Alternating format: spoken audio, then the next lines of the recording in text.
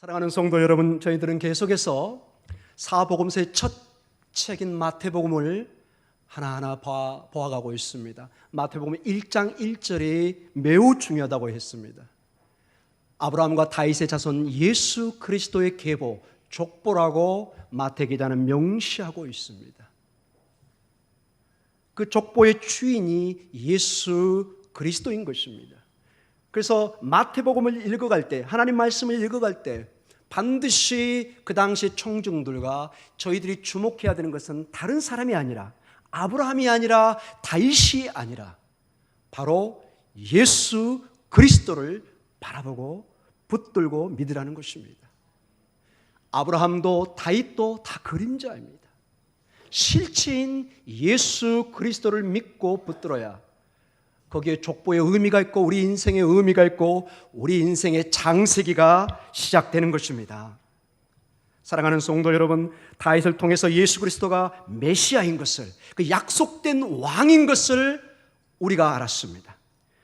그리고 아브라함을 통해서 바로 그 예수 그리스도가 만민의 이방의 축복의 근원인 것을 우리가 알게 됐어요. 이것을 완성하신 분이 예수 그리스도입니다. 그리고 이방 여인인 타말과 룻과 라합과 밧세바를 통해서 정말 비천한 여종들을 통해서 하나님의 일들을 해가는, 그래서 여러분과 저도 비록 유대인 입장에서 보면 이방인이고 비천한 자이지만 하나님의 사랑과 하나님의 축복 속에 우리는 새롭게 하나님의 권속이 되는 것을 믿고 감사했습니다. 사랑하는 성도 여러분, 오늘은 이 본문의 16절 말씀을 좀 더 세세히 풀어가는 것을 볼 수 있습니다. 1장 16절에 이런 말씀이 있습니다. 야곱은 마리아의 남편 요셉을 낳았으니 마리아에게서 그리스도라 칭하는 누가 낳았죠? 예수가 나시니라.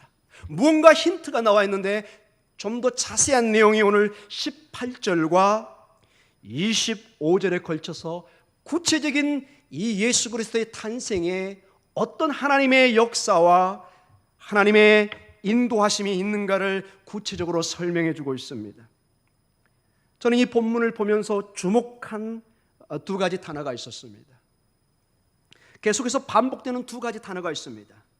오늘 본문을 보면 마태복음에서 처음으로 성령이라는 단어가 사용되고 있고 18절과 20절에 두 번씩 반복되고 있습니다. 18절에 예수 그리스도의 나심은 이러하니라. 그의 어머니 마리아가 요셉과 약혼하고 동거하기 전에 무엇으로 잉태되죠? 성령으로, 성령 하나님에 의해서 잉태된 것이 나타났더니 19절에 그의 남편 요셉은 의로운 사람이라 그를 드러내지 아니하고 가만히 끊고자 하여 20절에 이 일을 생각할 때 주의 사자가 현몽하여 이르되 다윗의 자손 요셉아 내 아내 마리아 데려오기를 무서워하지 말라. 그에게 잉태된 자는 성령으로 된 것이라. 여러분, 이 이야기는 이게 단순한 한 인간의 탄생이 아니라 하나님이 직접적으로 간섭하고 역사하고 있다는 것입니다. 성령님의 사역이 지대한 원인자라는 것입니다.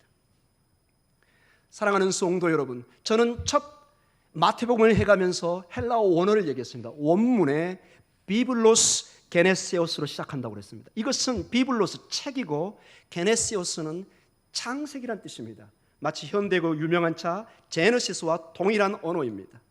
창세기의 책이 마태복음으로 시작됩니다.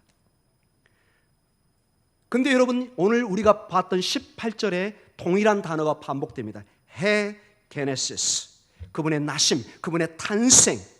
즉 마태복음은 장세기, 예수 그리스도를 통해서 새로운 장세기가 시작되는데 그의 나심이 18절에 그분의 탄생이 그 장세기의 출발이라고 말씀하고 있는 것입니다.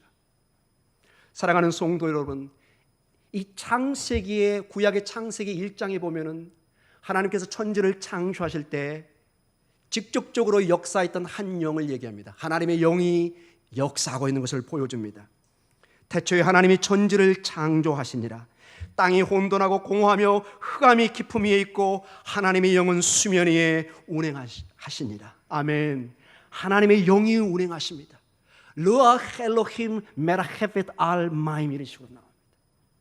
하나님의 영이 그 물 위에 운행하십니다. 마치 독수리가 온 지상을 바라보면서 운행하듯이 하나님의 영이 그 생명을, 그 질서를 함께 조성해 가고 있는 것입니다. 이 영이 오늘 새로운 창세기를 써가는 마태복음에 역사하고 있는 것입니다.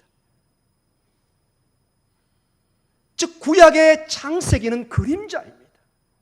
정말로 우리에게 새로운 생명과 우주의 시작은 예수 그리스도를 통해서 새롭게 시작되는 것입니다. 이게 요한복음의 처음 시작도 마찬가지입니다. 대초에 하나님 말씀이 있고 그 말씀이 그 아버지의 창조와 함께하는 것을 말씀해 주고 있습니다. 그런데 여러분, 오늘 이 본문에 나와 있는 그 임마누엘의 그 예언의 성취도 이사야 7장 14절인데요.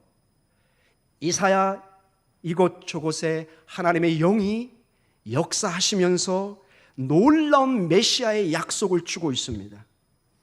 이사야 11장 1절과 2절에 성령의 임하심을 말씀해 주고 있습니다. 이새의 줄기에 한 싹이 나며 그 뿌리에서 한 가지가 나서 결실할 것이요 그 위에 여호와의 영 곧 지혜와 총명의 영이요 모략과 재능의 영이요 지식과 여호와를 경외하는 영이 강림하시니라. 아멘. 이 원어에는 동일한 하나님의 영입니다. 이새의 그 뿌리에 하나님의 영이 임해서 지혜와 총명의 영이, 모략과 재능의 영이, 지식과 여호와를 경외하는 영이 그에게 임하기 시작합니다. 이분이 바로 예수 그리스도입니다. 바라기는 이 공동체에 여러분과 여러분의 가정 위에 이 놀라운 하나님의 생명의 영이 임하기를 원합니다. 여러분의 삶의 지혜와 총명이, 모략과 재능이, 지식과 여호와를 경외하는 영이 충만히 임하기를 간절히 기도합니다. 계속해서 이사야 42장 1절에 성령님의 뜨거운 기름 부음이 있는 것을 보여줍니다.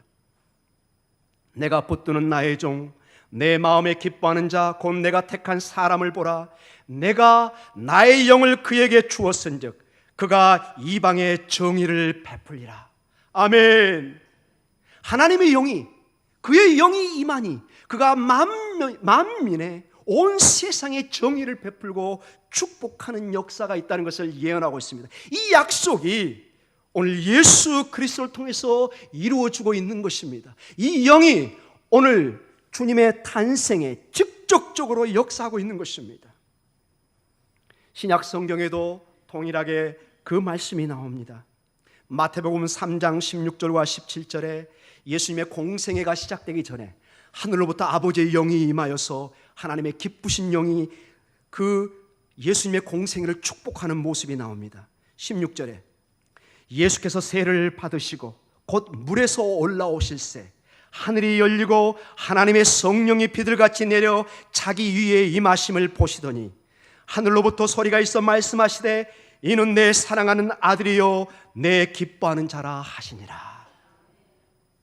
하나님의 아들 그 예수 그리스도의 사역에 주의 성령이 비둘기처럼 임하십니다. 주님이 물 위에서 나옵니다. 마치 창세기 1장에 그 물 위를 거닐었던 수면 위에 운행하셨던 성령의 역사가 동일하게 예수 그리스도 안에 지금 역사하는 모습입니다. 그리고 그 모습이 비둘기처럼 나옵니다.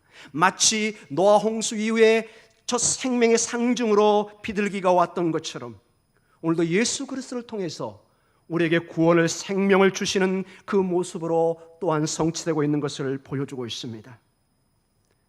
우리도 여러분 하나님의 아들 예수 그리스도를 믿으면 이 축복을 누리는 것입니다. 예수 그리스도 안에 아버지 하나님께서 이 동일한 축복을, 위로부터 내리는 하나님의 그 축복을, 기뻐하는 자라는 그 축복을 우리도 받을 수 있는 것입니다. 누구든지 예수 그리스도의 그 아들을 믿으면 하나님의 자녀가 되는 특권을 주셨습니다. 이것을 누가 막을 수 있겠습니까? 하나님이 약속하신 것입니다. 하늘의 아버지께서 우리에게 약속하신 것입니다. 여러분 이 특권을 가지고 당당하게 살아가십시오. 우리 아버지가 누군지 모를 때 우리는 궁색하게 살게 되어 있습니다. 정말로 때로는 비겁하게 살고 정말로 그 아버지의 아들답게 살지 못합니다. 그러나 내 아버지가 위대한 아버지고 자랑스러운 아버지면 그 자녀도 당당하고 자랑스럽게 살아갈 수 있습니다. 맞습니까? 아멘. 우리의 아버지가 온 우주의 아버지시고 우리에게 자녀되는 권세를 주셨고 이 축복을 약속해 주셨습니다. 우리는 그 아들을 붙들기만 하면 되는 것입니다. 그 생명이 우리 안에 임할 때 우리는 이 성령의 충만함의 축복을 누릴 수 있는 것입니다. 로마서 1장 4절에 또한 이 성령은 부활의 영으로 임하는 것을 보여주고 있습니다. 성결의 영으로는 죽은 자들 가운데서 부활하사 능력으로 하나님의 아들로 선포되셨으니 곧 우리 주 예수 그리스도, 그의 죽으심과 그의 탄생과 죽으심과 부활까지 모두 다 하나님의 영이 우리와 함께 하시고 예수 그리스도와 함께 하는 것을 보여주고 있습니다.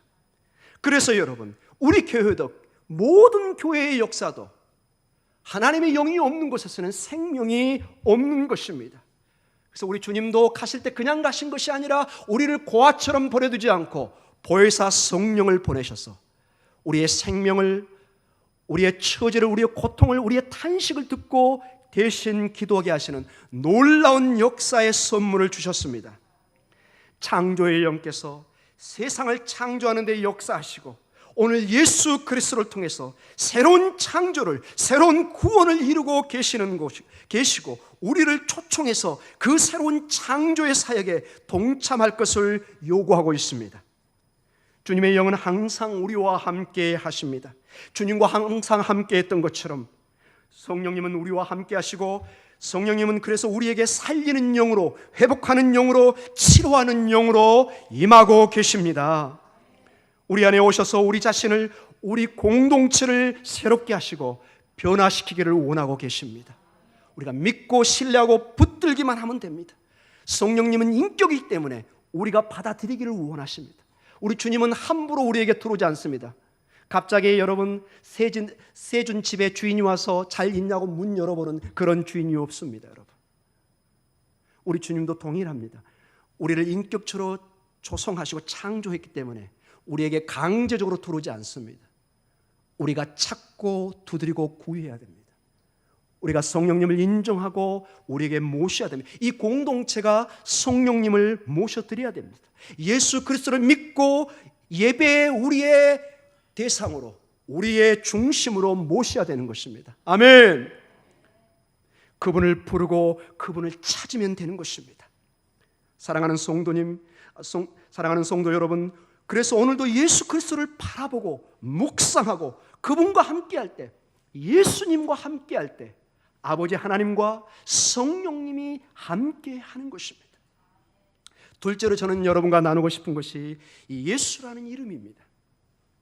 21절에 아들을 낳으리니 이름을 예수로 하라. 이는 그가 자기 백성을 그들의 죄에서 구원할 자이심이라 하니라. 여러분, 그 당시에 마치 철수, 순이처럼 이 예수라는 이름은 흔하였습니다. 그러나 성경은 이 예수님을 특별히 하나님의 구원의 그 근원으로 다시 부르고 있습니다. 사실은 예수라는 이름보다는 한번 따라 보겠습니다. 예슈아. 예슈아라는 단어가 정확한 표현입니다. 유대인 언어로. 예슈아, 하나님께서 구원하신다는 이 뜻은 사실은 구약의 깊은 배경을 가지고 있습니다. 여호수아가 예슈아의 여호수아의 준말입니다. 그래서 사실은 예수님은 제2의 여호수아인 것입니다. 하나님이 구원하신다. 마치 여호수아가 모세의 뒤를 이어서 이스라엘 백성을 약속의 땅으로 인도했던 것처럼 이제 새로운 여호수아가, 하나님의 아들이신 이 여호수아가, 예수아가 우리를 영원한 하나님의 나라로, 하나님의 구원으로, 생명으로 인도해 주실 것을 약속하고 있는 것입니다. 그리고 그 이름 자체에 하나님께서 구원한다는 뜻을 가지고 있습니다. 여러분, 신구약의 핵심은 구원은 우리의 인간의 일이 아닙니다. 하나님만이 하실 수 있는 것입니다. 이 구원은 하나님만이 하시는 아주 전적인 힘입니다. 그런데 오늘 예수 그리스도를 통해서 그분이 우리에게 구원을 주신다고 말씀하고 계십니다. 곧 예수님은 하나님이십니다. 우리는 하나님이신 예수 그리스도를 통해서 구원을 받는 것입니다. 우리가 누구이든 어떤 죄인이든 회개하고 그분을 믿기만 하고 그분을 받아들이면 나와 우리 가정에 구원이 임하는 것을 우리는 볼 수 있고, 특별히 사도행전의 그 놀라운 이방인의 구원의 사건을 통해서 우리가 잘 알고 있습니다. 이것은 절대적인 우리의 신앙 고백이요 성경의 가르침이고 우리가 끝까지 붙들고 가야 되는 가장 소중한 진리 중에 하나입니다. 저는 두 번째로 예수님의 이름인 임마누엘을 주목하고 싶습니다. 22절에 이 모든 일이 된 것은 주께서 선지자로 하신 말씀을 이루려 하심이니라. 여기서 선지자는 이사야 선지자를 말합니다. 특별히 23절, 이것은 이사야 7장 14절의 성취입니다. 같이 한번 읽어볼까요? 보라, 처녀가 잉태하여 아들을 낳을 것이요 그의 이름은 임마누엘이라 하리라 하셨으니 이를 번역한즉 하나님이 우리와 함께 계시다 하리라. 아멘. 여러분, 이 임마누엘의 뜻이 하나님이 우리와 함께 한다는 것입니다. 하나님은, 예수님은 완벽한 인간이요 완벽한 하나님이십니다. 그 하나님이 피조물인 우리의 몸을 입고 우리에게 임하신다는 것입니다.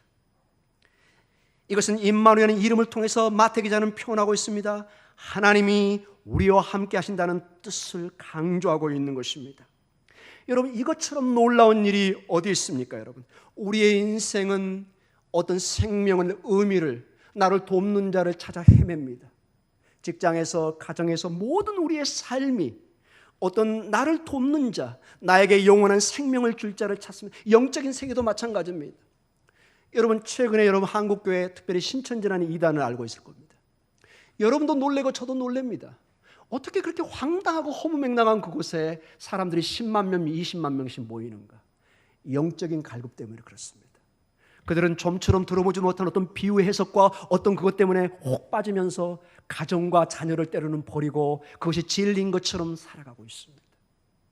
어떤 면에서 그래서 한국교회, 특히 목사인 저 같은 사람이 회개를 해야 됩니다. 교회가 복음을 바로 선포하지 않기 때문에, 복음의 능력을 잃어버리니까 수많은 영혼들이 헤매고 그 진리를 따라서 지금 찾는다고 헤매고 있는 것입니다.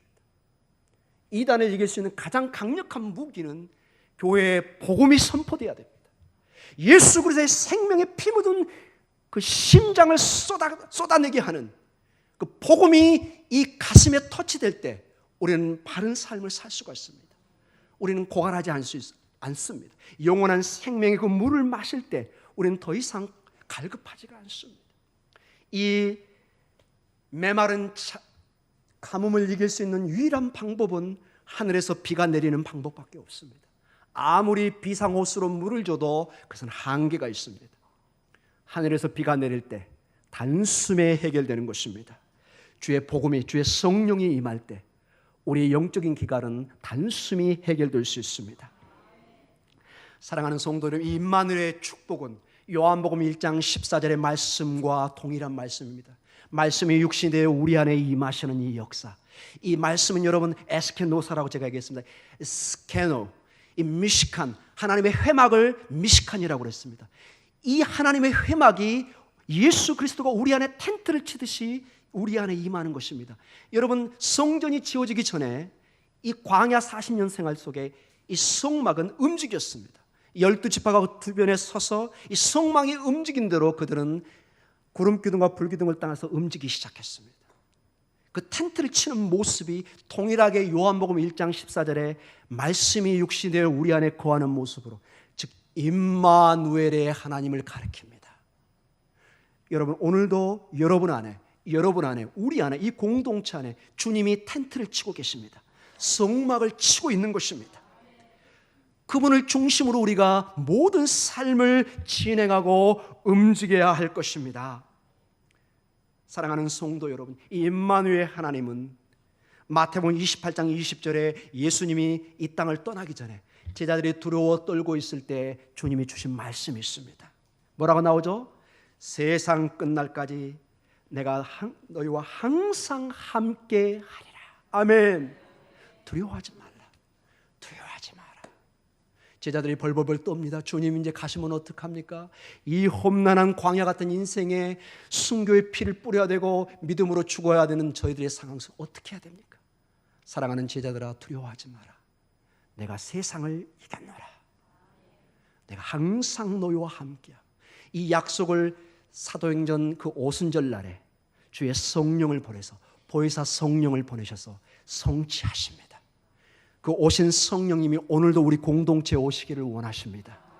우리가 모셔드리고 우리가 인정하고 예배할 때 그 성령이 우리 안에 불길 같은 역사로 일어날 것입니다. 바라기는 우리의 교회가 이제 새롭게 성령 충만으로 불길로 일어나기를 기도합니다. 저도 기도할 거고 여러분도 함께 동참해 주십시오. 새벽 예배를 살려주십시오. 공예배를 살려주십시오. 예배를 통해서 온 교회가 축복을 받고 여러분의 얼굴이 정말 반짝반짝 별처럼 빛나기를 원합니다. 여러분 아십니까? 교회가 병들면 여러분 가정도 병듭니다. 이건 신기한 일입니다. 교회가 살아나면 여러분 가정이 살아납니다. 여러분의 직장이 살아납니다. 여러분의 건강이 살아납니다. 이것은 영적인 원리입니다. 우리 안에 혈맥이 뚫려야만이, 기가 뚫려야만이 우리 인생이 건강한 겁니다. 영적인 맥이 뚫려야 되는 것입니다. 성령을 통해서 이게 원활하게 흐르고 운행할 때 창조의 역사가 있는 것입니다. 네 번째로 저는 평범한 사람 요셉과 마리아를 통해서 역사하시는 하나님을 바라보기를 원하십니다. 여러분, 저는 이 말씀을 주목하면서 물론 제가 참고 책도 봤지만 놀라운 저한테 감동이 있었습니다. 하나님의 이 일을 지극히 연약한 인간을 통해서 하신다는 것입니다. 여러분 혹시 요셉과 마리아를 특별하게 생각하십니까? 저는 이런 점에서 노마 카톨릭과 아주 의견을 달리합니다. 마리아는 특별한 사람이 아닙니다. 동일하게 예수 그리스도를 통해서 구원이 필요한 사람입니다. 스스로 구원을 만들 수 있는 사람이 아닙니다. 그건 이미 사람의 존재를 떠나는 거죠. 요셉과 마리아는 지금의 나사렛에 살고 있는 아주 평범한 가정의 사람들이었습니다. 그때 나이 몇 세인 줄 아세요? 13세에서 14세였습니다. 그때는 보통 결혼한 나이입니다. 어떻게 보면 지금의 우리 청소년 중고등부 나이입니다. 이 어린 이 요셉과 마리아에게 하나님이 나타나서 역사를 해가시는 모습을 봅니다. 성경에서 가르쳐주는 가장 중요한 메시지 중에 하나가 하나님께서 여러분과 저와 같은 아주 평범한 사람을 통해서 역사한다는 것입니다. 여러분 너무 큰 걸 바라지 마십시오. 하나님, 제가 대통령이 돼야 하나님의 일을 할 수 있을 것 같습니다. No, 아닙니다. 너무 바쁘셔서 하나님 일 못하세요.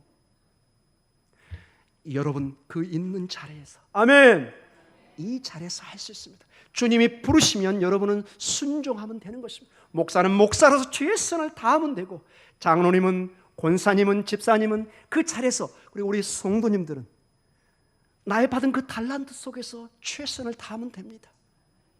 여러분 식사할 때 혹시 우리 남편 되신 분들 무슨 조선 호텔이나 신라 호텔의 명장의 음식을 기대하십니까? 아닙니다. 맛있는 김치 깍두기, 물론 그것도 어려운가요? 그거면 족합니다. 할렐루야. 그걸 맛있게 먹고 건강을 찾을 수 있습니다. 우리 굳이 가정에서 조선 호텔에, 죄송합니다, 특별 호텔에 얘기해서 그런 위대한 유명한 셰프가, 요리사가 와서 요리 안 해도 됩니다. 우리 가정이면 충분합니다. 사랑하는 성도 여러분, 우리 목동중앙교회면 충분합니다. 여러분을 통해서 하나님이 역사하기를 원합니다. 이 공동체, 그래서 저를 보낸 것입니다.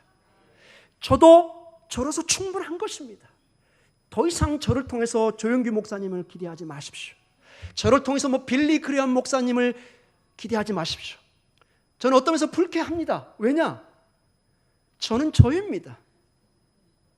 여러분이 어떤 면에서 저를 제한시키는지도 몰라요. 죄송합니다. 제가 더 큰다는 건 아니고. 사랑하는 성도 여러분, 우리 모두는 이 모습 그대로가 하나님의 축복 속에 있습니다. 평범함 속에 진리가 있습니다. 진리는 평범함 속에 있습니다. 나사렛에 살고 있던 평범한 요셉과 마리아를 통해서 하나님의 부르심에 순종할 때 위대한 일들을 이루고 있는 것을 보여주고 있습니다. 하나님께서는 오늘도 우리를 부르셔서 특별한 사명자로 일하시기를 원하십니다.